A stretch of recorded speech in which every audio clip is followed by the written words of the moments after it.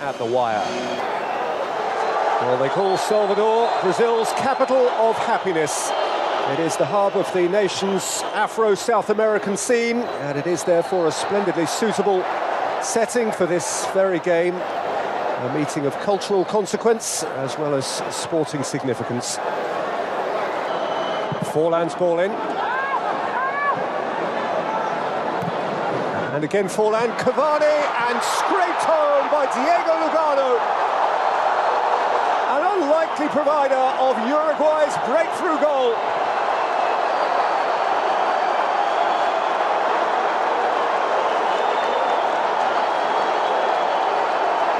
Lucky fella, right place, right time. Forlan's first delivery comfortably repelled.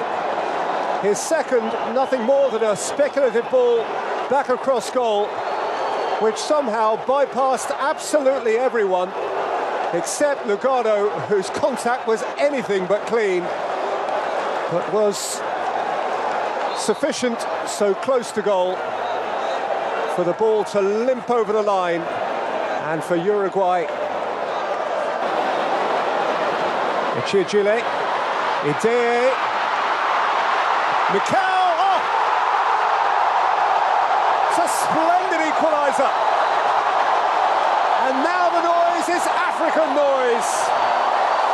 John Obi Mikel.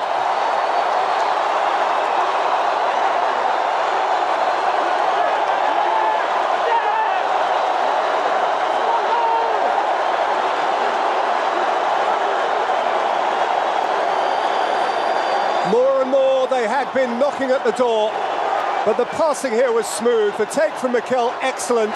He left Lugano in his wake, and he filled. And by Gonzalez for Suarez. He ran away from Musa, and then Cavani, and now Diego Forlan! 100 caps, a memorable goal. He thumped that home as though he meant it. And no one has meant it for Uruguay more over the last decade and more than Diego Forlan. Suarez did so much to provide it. Cavani weighted his pass ideally. And Forlan was not asking any questions. He had bright eyes only for the top corner. And that is one that he will frame and put on the mantelpiece of his life forever. On the night of his 100th cap, his 34th goal for Uruguay.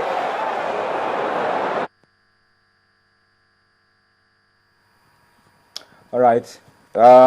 The old fox, that's what they call Diego Forlan.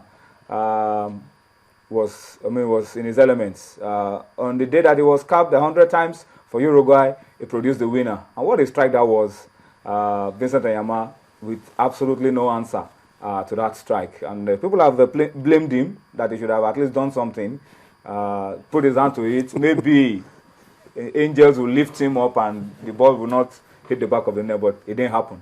Gentlemen, why are they blaming Vincent Anyama? I mean, these are the attributes of world-class strikers. Yes. They don't allow the goalkeeper to settle down. They were defending. We lost the ball, and they countered. Absolutely. 1, 2, 3 passes, and it was falling in the box. The Cavani that gave the pass knew what he wanted, knew how to. That's what we call you cook a food.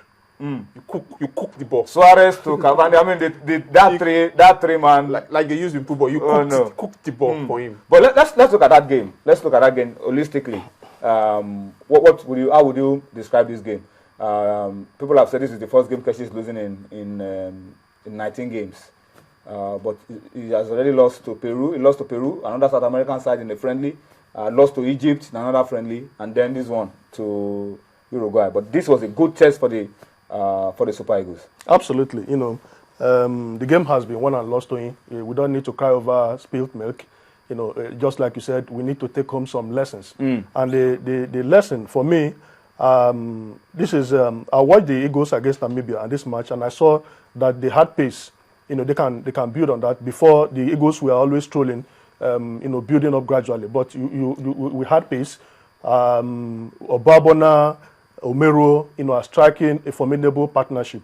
If you can keep at bay players like Luis Suarez and Edison Cavani, who during the match had to even go back to the midfield. Look at the first goal they scored from a set piece, not well defended, and were guilty of ball watching. The ball just strode across. Minimal touch, it was at the back of the net. No, when you are playing against the South Americans, Tony, you need to watch them on and off the ball.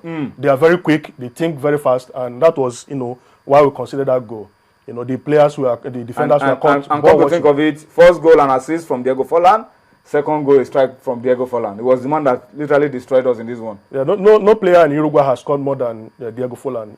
That was his 34th goal for his country. But Dumnodi, Mikel, I've not seen Mikel play as well as he did for Nigeria in a long while.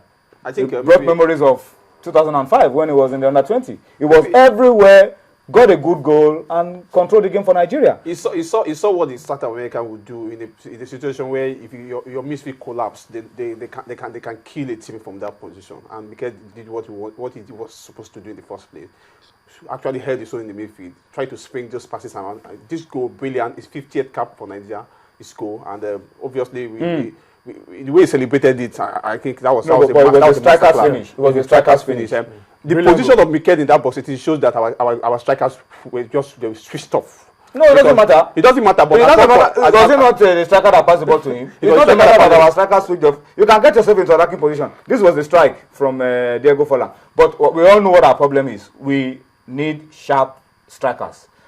Dumnodi has said it, and maybe because our strikers were sleeping, that was why Mikel took responsibility. But we can't continue this way. We've seen this team, the goalkeeping above average, the defense above average, the midfield I think also above average, but our attack just non-existent. Yeah, Tony. Creating chances, not scoring. I personally don't subscribe to this idea that we are rebuilding. If you are rebuilding, you must have specification. You cannot. A national team is in a constant state of rebuilding. We must have a. Is there a finished national team? We must have a focus. And there should be standards set for certain players, whether midfielders, defenders, or strikers. I have seen some, horrific, players in the national team, and Keshi knows these players. I think the present national team. I think they should be told to leave to excuse us so that they can get.